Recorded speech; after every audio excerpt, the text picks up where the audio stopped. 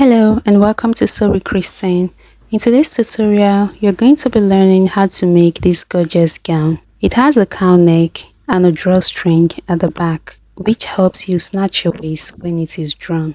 I'm going to be showing you an easy method to cut a cowl neck gown without separating the upper parts from the lower parts. And you do not have to use a pattern to make this dress. So if this video is what you're interested in watching, kindly hit the subscribe button, like and share this video. If you want updates on when I post new tutorials, turn your notification bell on. On my fabric, I'm going to measure out 1 inch. I'm working on the back parts. This 1 inch that I'm marking here is for the zipper allowance, and I'm going to mark this from the top part of this fabric down to the base.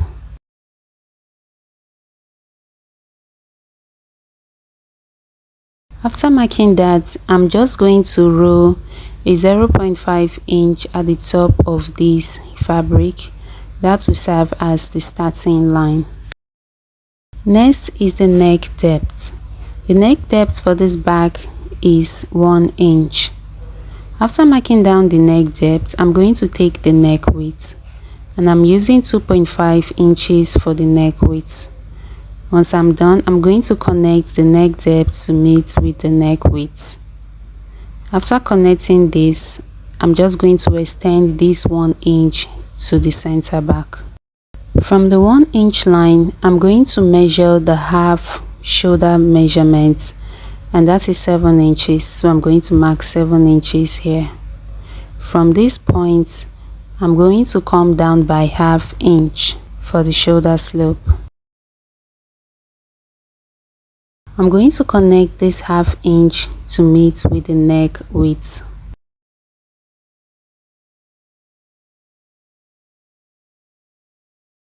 From this half shoulder measurement, I'm going to go out by 4.5 inches for the sleeve. This will serve as the sleeve length.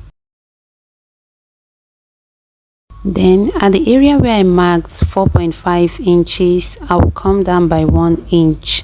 Then I'm going to connect that to meet with the half shoulder measurement. So I decided to come down by 0.5 inch again, so that will be a total of 1.5 inch. Then I'm just going to reconnect this.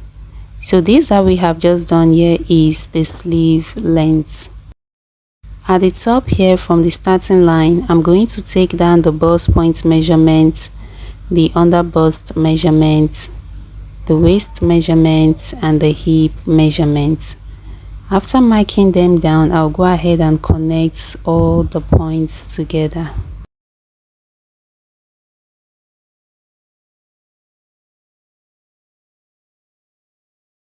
From the sleeve length here, I'm going to come down by 7 inches. This 7 inches is the half measurement of the round sleeve. So the 7 inches plus the 1.5 inches for the slope is 8.5 inches. That is what I'm going to mark down here. So this new line is the chest line. We have the chest line, we have the bust point line, the under bust line, the waist and the hip line. On this line, I'm going to measure the half shoulder measurements, that is on the chest line. So I'm just going to mark the measurements and use a straight line to connect from the top downward.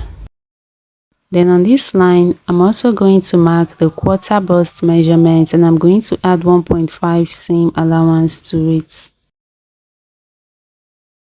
I'm going to remeasure the sleeve length to ensure I have the exact measurements I want.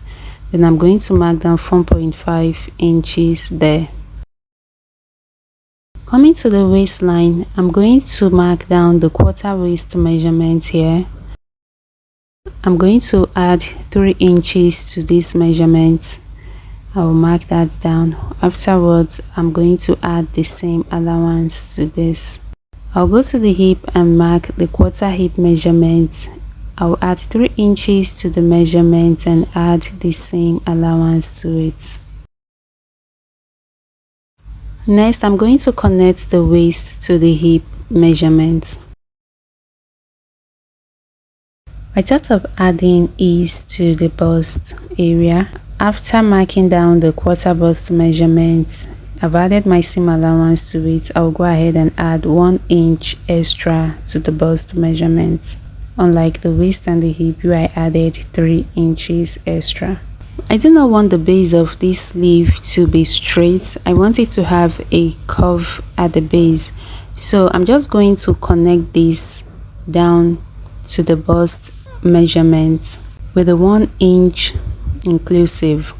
So the only part left out to be the seam allowance.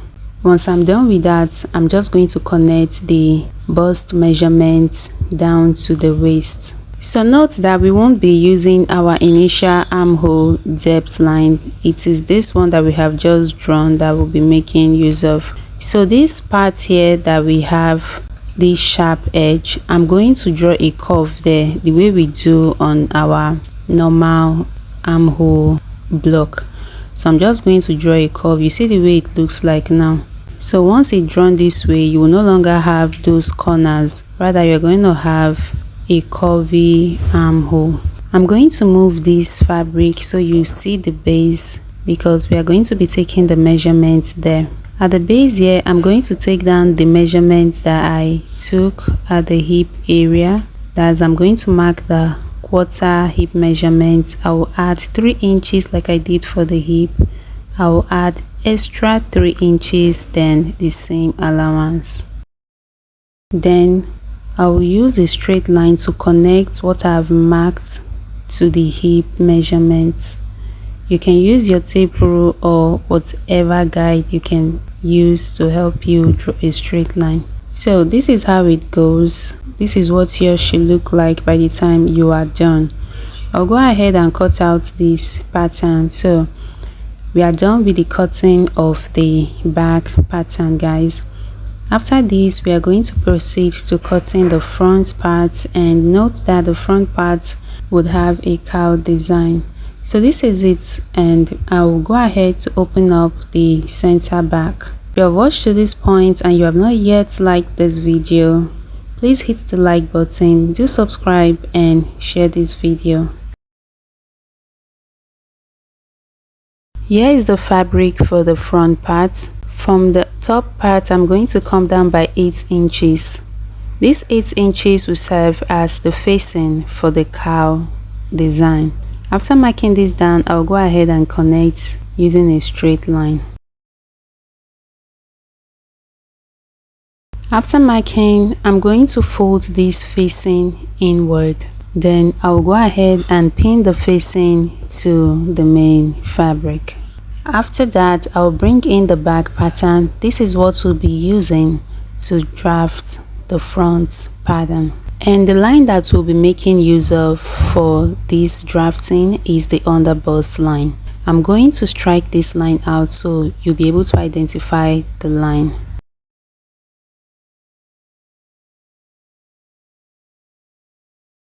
When making this, remember to fold in the zipper allowance so that this would not interfere with your measurements. So I'm just going to measure from the center front here at the top. I'm going to mark down 11 inches. Now this depends on you how wide you want your cowl to be. So this measurement 11 inches 12 inches is very ideal when making a cowl neck. If you do not want it too deep, then 12.5 inches is the highest you should go. With the zipper allowance folded in, pick from the underbust line and place the underbust line to the center front of this fabric. Then turn the back pattern this way onto the front one, ensuring that the shoulder tip is touching the area that you marked at the top part. After that, pin this down. So you see the way it is. This is how to go about it. Once you have successfully achieved this, you go ahead and trace this back pattern onto the front one. Trace the shoulder to the armhole and stop here. Then I'm going to remove my pin and turn the clothes this way. This is where we'll now be working on. Do not for any reason lift this back pattern up. If you observe, the front part would require more than 60 inches for the length, so you need to use the other side of your fabric, that's the width part of your fabric, to cut the front part so you can have the required length for this dress. The back part is already 60 inches, but because of the cowl design, you will be using up more than 60 inches for the front part. Hope you get it. Ensure you move your zipper allowance away. After that, go ahead and trace the remaining parts of the back pattern onto the front one. Then I'll go ahead and cut this out, following the areas that I have marked. So guys, this is how to make the front parts without separating the upper parts from the lower parts. Now this is very easy to achieve. If you have not yet liked this video, please do that right now. Hit the like button, drop a comment in the section, subscribe and share. As you can see, the front part is now ready as well, so I'm going to open this up so you can see what it looks like. Alright, this is the facing, and this is what it will look like by the time we are done sewing. This is already looking so beautiful, even though we haven't even sewn this yet. And this is how we'll be placing the back one onto the front part. Next is to cut the facing for the back part. So I'm just going to place the back onto this piece of fabric, and I'm going to cut this open. Afterwards, I'm going to draw out the neck and the shoulder onto this piece of fabric. Once I'm done drawing that out, I'll go ahead and cut out the facing.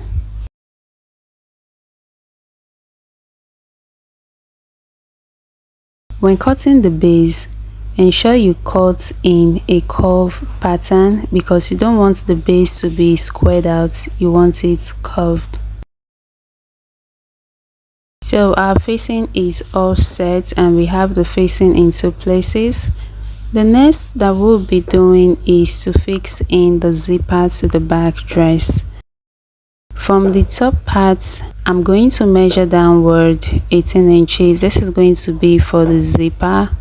Then I'm going to close off the remaining parts. So guys, I'm done fixing the zipper and this is it. So the next thing to fix now is the facing. We are going to be sewing the facing onto the back dress. I'll take this to the sewing machine and sew the top parts. I'll do the same thing for this part.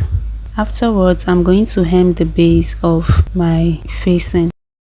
This is it. The facing has been fixed. Next is for us to join the shoulders of the front to that of the back. So see the way this is opened up. I'm going to fix this back shoulder, as the shoulder of the back, in between this where we have these V cuts. Once I place this in between, I'm going to pin it in place. Then I'll pin down to the edge of the shoulder. So this is just how you're going to sew. I'll come to this side and also do the same thing. I'm just going to pin these parts of the back in between these parts of the front. Just ensure you align everything properly before pinning. Once everything is aligned, go ahead and pin. Once you're done pinning, head to your machine and sew the shoulders. So this is basically how to join the shoulders of this dress. Alright, here we have the shoulders sewn. This is what it looks like on the wrong side. Okay, so you can see our facing has covered up all the rough edges. This tiny piece of fabric is what I'm going to be using for this strap, and the width is 1.25 inches. The length is 102 inches. So I'll go ahead and sew this.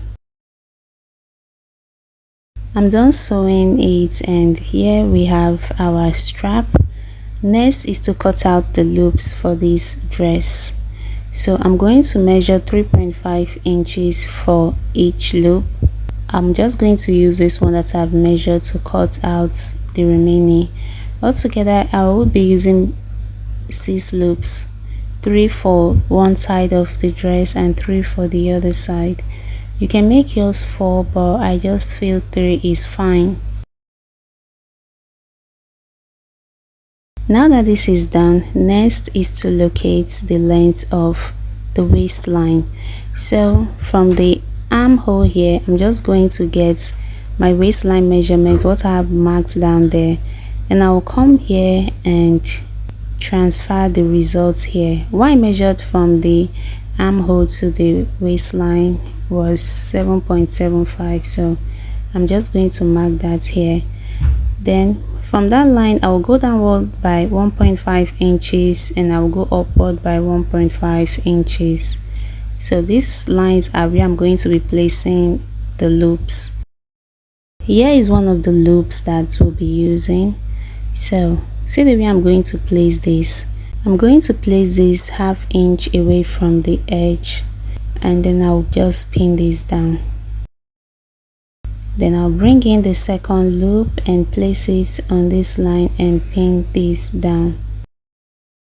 Next, I'll bring the third one, place it on this line down here, and I'll pin it down. So now that we are done with this side, I'm going to pin down the loops on this side. From the top here, just get your waistline. Then from that waistline, go down by 1.5 inches, then you go upward by 1.5 inches. After that, pin down all your loops.